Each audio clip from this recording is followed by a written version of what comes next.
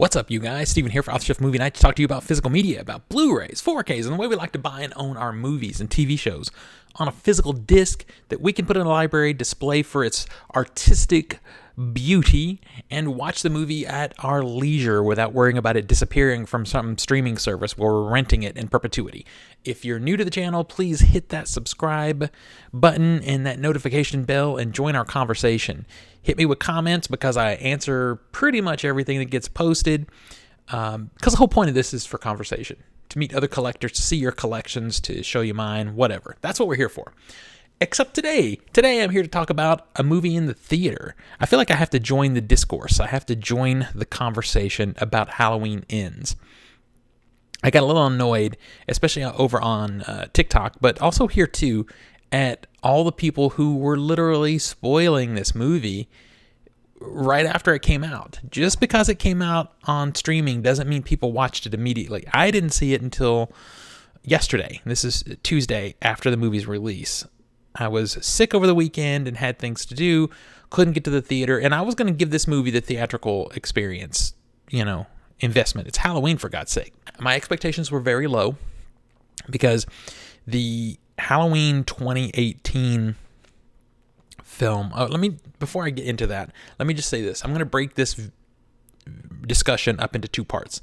First part is spoiler free. I'm going to give you my overall feeling and review of the movie with no spoilers. And I'm going to warn you, once that part is done, I'm going to tell you, spoilers are coming.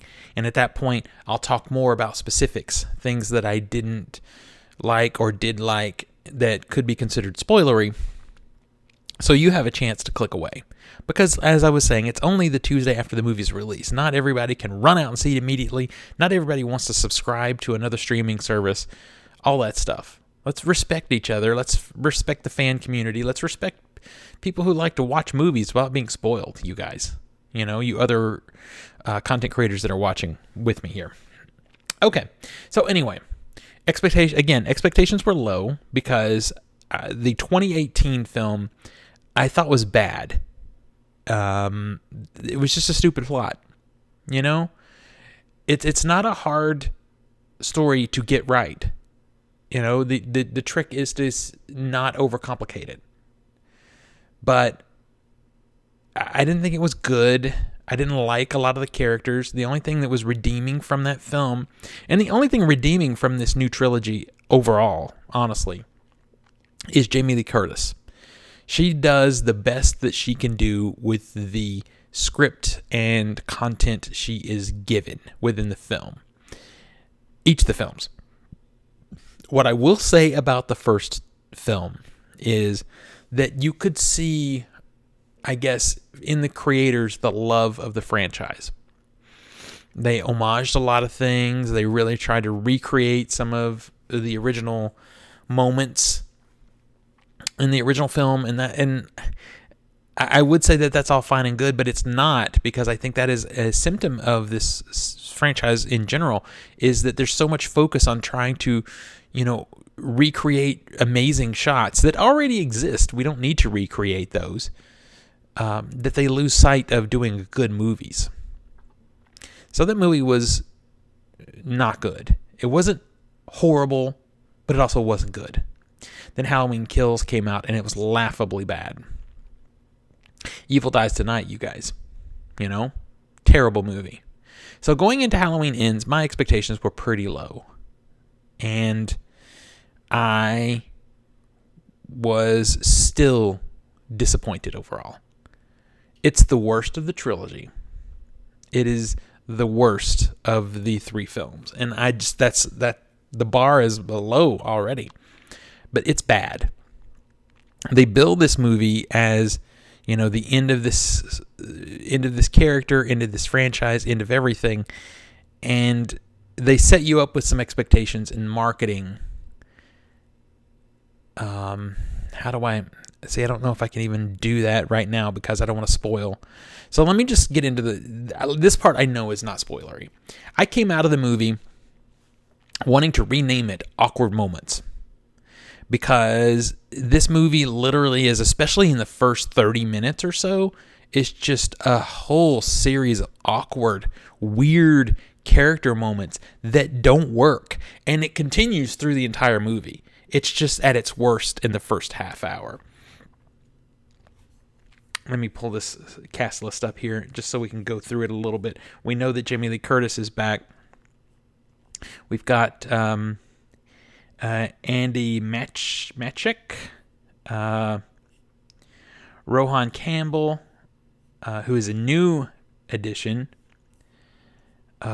James Jude Courtney is the Shape, and he's fine.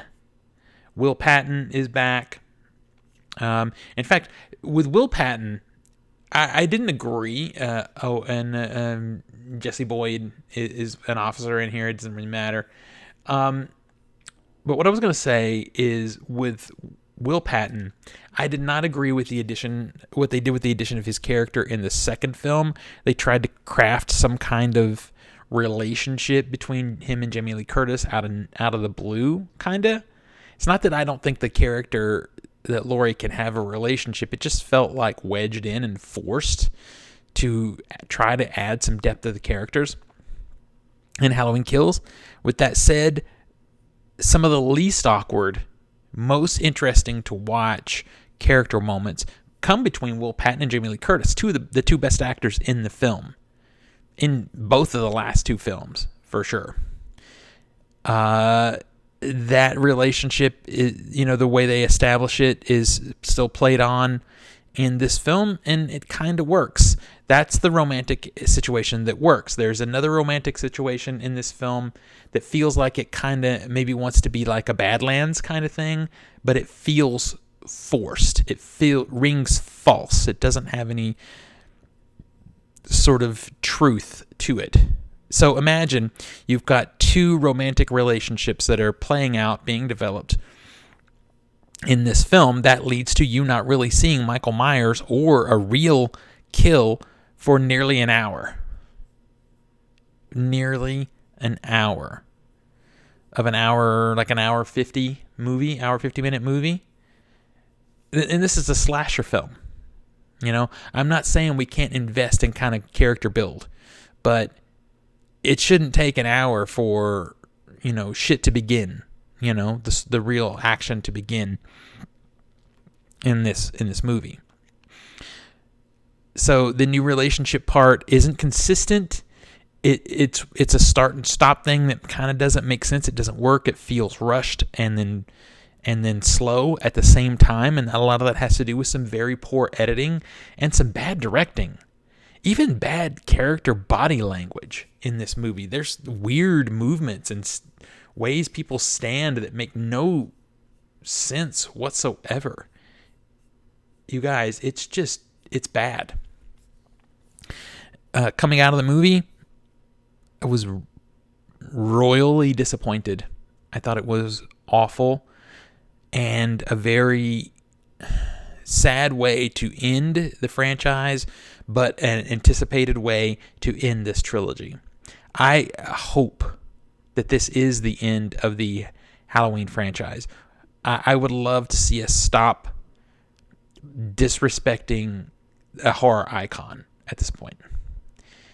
These three movies, this movie especially, I would rather watch the worst of the first run of Halloweens. I would rather watch Resurrection, and Resurrection is awful, but I would rather watch it over this one.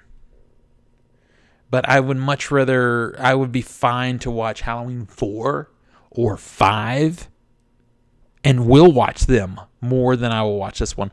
This movie will not enter my physical media collection, nor will any of these three. I don't have to worry about them being in a box set because that will never happen. I would also be fine with Resurrection disappearing. It's right there with these three in terribleness. Yeah, if you want to see my written review, head on over to Letterboxd under Culture Smash, and you'll see I gave it half a star. That's the lowest possible rating you can give something and still have rated it. It's terrible. I would love to talk to you about more about why, but I think to get really specific, I have to spoil the movie to talk specifics. So I'm not going to do that until now. So now you know how I feel about the movie. If you haven't seen it, now's your time to click away, because I'm going to talk about a few specifics about why I didn't like the movie. Because a lot of people, I feel like a lot of people come out and they want to just be able to be in the discourse and be able to be the negative person because it gets clicks. But I believe if you're going to say you don't like something that's art, because art is so subjective, that you need to come with receipts. And I will always come at you with receipts. So let's talk about why I don't like Halloween Ends. To do that, I'm going to have to be more specific. So here we go. If you haven't clicked away, this is on you.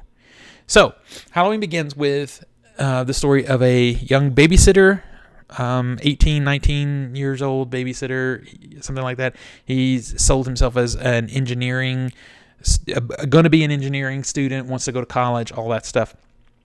He's babysitting a young boy on Halloween night.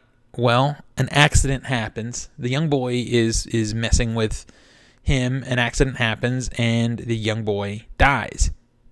And it looks like the babysitter did it, but obviously through context you can tell that it was understood that it was an accident. So he goes free. He's not like put in jail or anything. But the town, Haddonfield, has turned against him. And now he's an outcast. And apparently, I guess that means suddenly he can't go to college. Why? I don't know. Because we cut to him later, and he's just working in a junkyard with his father.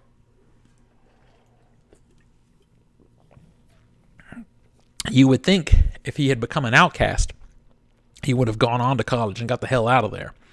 But for some reason, I guess that, I don't know. Maybe in order to get him off, the legal bills cost the family too much money and they couldn't afford to send him to college all of a sudden. I don't know. It's never explained why he didn't go. Anyway, he is apparently mentally messed up from that. He didn't seem mentally messed up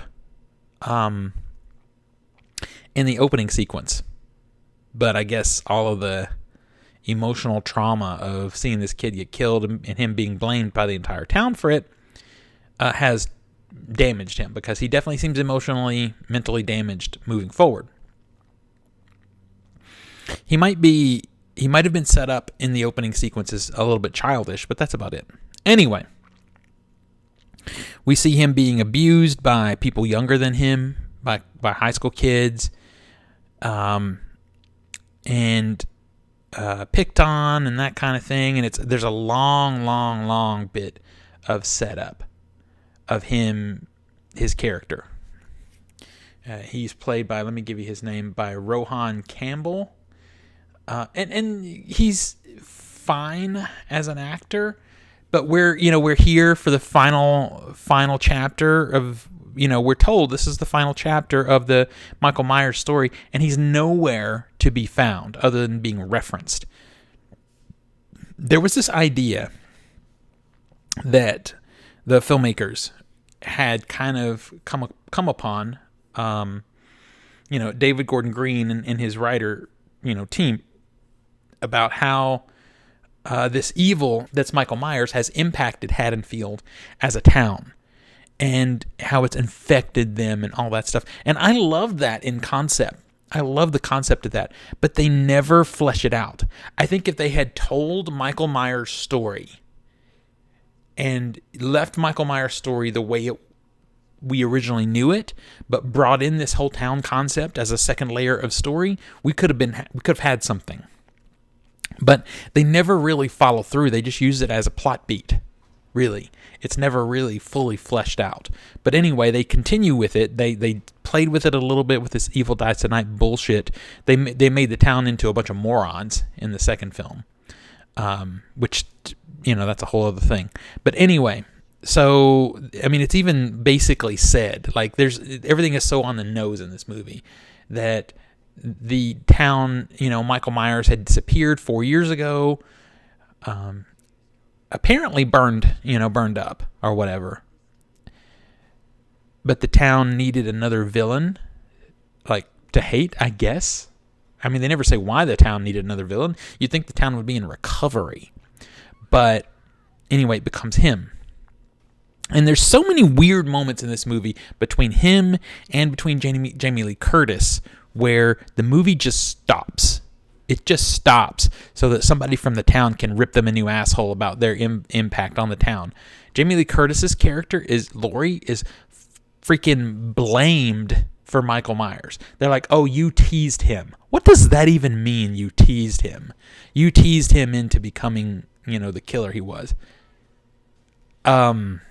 Did she? Really? It just, the movie stops for these scenes, and they just are so wedged in. And they are meant to build up something in this movie that wasn't necessarily there previously. And if it wasn't well executed, because it's not a good sort of through plot. It's just forced into it. So anyway, they're building this character for the first hour of the movie, and then of course he meets Allison,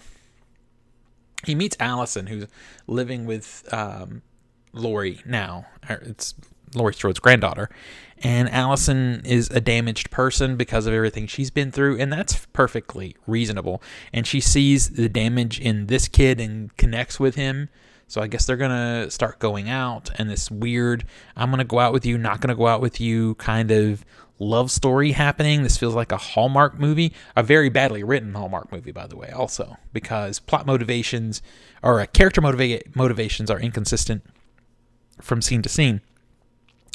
But that's what we're watching for the first hour. And during that time, that's when we see some of the early interactions between Laurie and Frank that are actually pretty good. It's not that they're well written; they're fine. Those scenes are fine, but these are two really good actors doing the best they can, and it feels fresh because it's actually not awkward compared to all the others. I mean, it is awkward because they're forced in, but not as awkward as some of the other scenes in the movie. And then people are obviously set up to be cannon fodder. And I guess that part is okay because that's what happens in slasher movies. But anyway, we're waiting an hour, and then this is where it gets ridiculous. And I hope that you've seen the movie. And this is where I start to really lose it.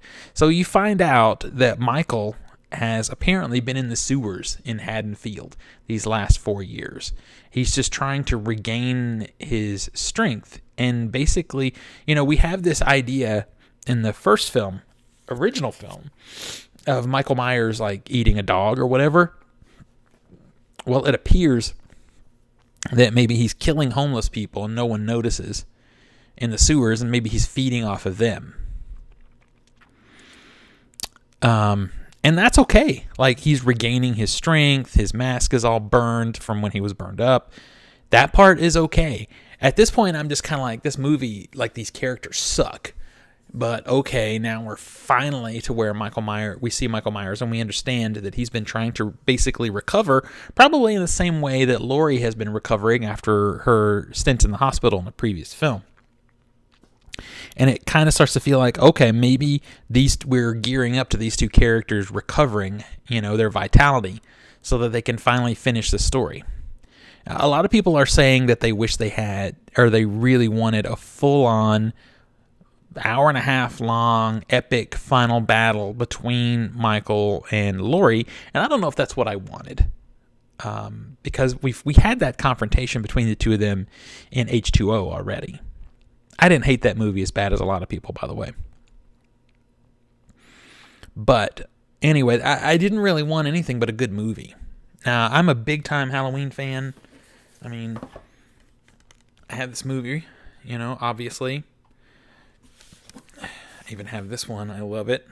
I have a whole pile of John Carpenter over here. But I'm a movie fan first. So if you do something well, even if it's off-brand, I'm here for it if it's a good movie. Anyway, back to what's, the progress of the story. Well, our new character that we've been focusing on his evolution, basically the evolution of evil. His name is Corey. Through the trauma that he went through, and then all the abuse the town. It's like the town has to create, or constantly creates and recreates the evil, the shape.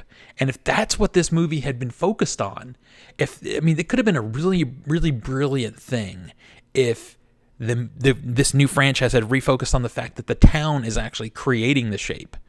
There is a supernatural element to Michael Myers. There always has been, and it's his uncanny ability to survive. So there has to be that little bit of something there, and maybe it's the town that's actually doing it. But David Gordon Green never really goes all in to give us that story. He just simply uses the town as a plot device. This was done better in Nightmare on Elm Street, to be honest. Nightmare on Elm Street, that it is eventually revealed that the town created Freddy Krueger in the form that he ends up being. And it's much better executed. But anyway, we're seeing his evolution, and he accidentally ends up in the sewer through circumstances, and ends up confronting Michael Myers. And Michael Myers is about to kill him. And this is when this scene, Michael Myers has him by the throat. He's about to kill him. But then, I guess psychically, somehow, he sees, and we see this in a quick montage, he sees everything this kid has been through. I guess he sees that a lot of what kind of created this kid is exactly what created him, and he sees something of himself in this kid, or whatever it is. He lets him go. And the kid becomes Michael Myers' protege. He wants Michael to teach him how to kill, and Michael needs him to bring victims to the sewer so that Michael can kill them and, I guess, gain power from the killing. I thought, initially in the movie that he was just eating these people because we know he ate a dog. But no, I guess it's straight up. He's just drawing energy from the kills. You see how stupid this is beginning to sound? Yeah, it's bad. If they had created the franchise with this level of sort of supernatural shit happening from the beginning, you would know what to expect. But this is not how it's been developed. This is a hot freaking mess. Is what's happening. The first hour was just boring and not good, and leaving us to understand that Michael Myers was literally just going to be a side character in this movie, to this point where it becomes laughably bad, right? So anybody that disses on this kid or his new girlfriend ends up, becoming a victim of him or of Michael. So this really is, I guess this is like, even literally at one point they reference the word resurrection. I almost feel like this is the filmmakers trolling people for their hatred of Halloween Resurrection by riffing on it. But to troll those fans, or the fan base, because of their hatred of that movie, they had to make another shit movie. And they did.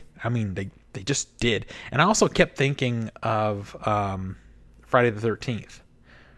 What was it called? I'm looking now. I always get the Friday the 13th titles mixed up. Yeah, A New Beginning. That's what I keep thinking of. Because the entire movie, the entire New Beginning, was not Jason at all. It was an imposter, a copycat killer. And that's what this movie feels like, somewhere between Resurrection and A New Beginning, where they just want to create a new version of Michael. And this snotty, whiny little kid, there's no way he could fill those shoes. And anytime they try to do this, it doesn't work. It didn't work in A New Beginning either. And then I even kind of thought of the other Friday the 13th movie, where basically Jason's essence is being passed between people, because someone ate his heart or whatever.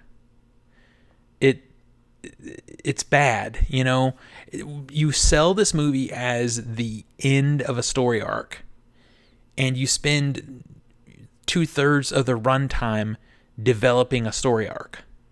This doesn't seem like the right time or way to do this. We do eventually get a throwdown between Michael Myers and Laurie Strode. but it feels like an afterthought. It doesn't feel like the central through theme of the movie, And then eventually when she does kill Michael, there's a part where he's, laid up like a deer across the hood of a car or whatever, and driven through the town. And that part would actually have worked for me if they had actually built up this story of the town creating its own evil. If they had built that up properly. It's such a missed opportunity. It's such a good idea that is never realized, And then they finally do away with him, with his body. And then Laurie's closing moments feel like a riff on a Scream movie. There's a particular Scream movie, I think maybe it's the second one, that has a similar ending as far as the empty house with the sepia sort of warm light, sunlight coming through the windows. Yeah, it didn't ring true. It rang false. This movie was an absolute disaster, and those are my feelings on it. And this is why I didn't feel it worked. So there's so many other little small things that you could talk about. There's a scene between Corey and Allison, right? Where she's literally standing like this in front of him. No one stands like that, but they have her body language specifically doing that. And maybe that's an homage to something, I don't know. Because there are a lot of scenes in this movie that try to specifically reference the previous Halloween film. Halloween, the original. And you don't have to do that. Why do you have to do that? Make a good movie. Don't worry about riffing on previous scenes or whatever. Take a movie like The Devil's Rejects, Rob Zombie's only good movie. I mean, maybe there's some stuff in there that is meant to be a specific Easter egg to 70s exploitation and grindhouse movies. Maybe there are. If there are, they're very subtle. Or it's referencing movies I don't know, which is fine. I don't know a lot of them. But it feels more like it's just one of the boys. Or one of the girls. Or one of them. Whatever you want to say. It feels like one of those movies. It doesn't feel like it's homaging or showing, reverence to those movies. It just is one of those movies. So how about making a new Halloween movie that feels like just a Halloween movie? Like it could be a really good installment of one of those movies. Instead of trying to recreate very, very specific scenes. And focusing on that instead of focusing on the writing. Because you had a good idea. You could have just told Michael's story across these 3 movies. But then brought in this cool new layer of Michael was actually a creation of the town where he existed. The town is creating its own evil. That's cool. And then maybe you have the town realize what they've done with Michael to themselves at the end of the 3rd movie or something. And maybe the only way to defeat Michael is to defeat the town. The town has to change in order for Michael to be killed. Boy, that could be cool. That could be great. But they never actually dig into that concept. It's just used as a plot device and maybe to try and set some atmosphere, which ended up being really bad atmosphere in Halloween Kills, by the way. Anyway, that's my feeling. 0.5 star, bad movie. Hated it. Didn't expect to like it going in. Didn't expect it to be good to begin with, but I didn't expect it to be literally this bad. If they had just gone for the 1.5 hour long battle between Michael Myers and Laurie Strode, I would have thought that was like low-hanging fruit, but it would have been fine, I guess, compared to the previous 2 movies. But this was just awful. This is just awful. The only thing I do appreciate is, and I almost referenced it earlier in this review, is the marketing. The marketing of Jamie Lee Curtis's character of Laurie, telling Michael, come on, let's go, or whatever, and exactly what she said. And there's some scenes that are really bad looking in the trailer. Well, they're bad looking because they're stitched together. They're not even in the movie. This was a redirect, or, purposeful misdirect in the trailers compared to what the movie was going to be. And boy, that would have been cool if the movie had been actually good. Anyway, that's my feelings. I've gone on way too long, I know. But that's my review of Halloween Ends. Hopefully this is the end of the franchise. Till next we meet, pull something cool off the shelf, share it with friends and family, and remind them why physical media is the best way to watch films and TV. I will see you guys on the next one.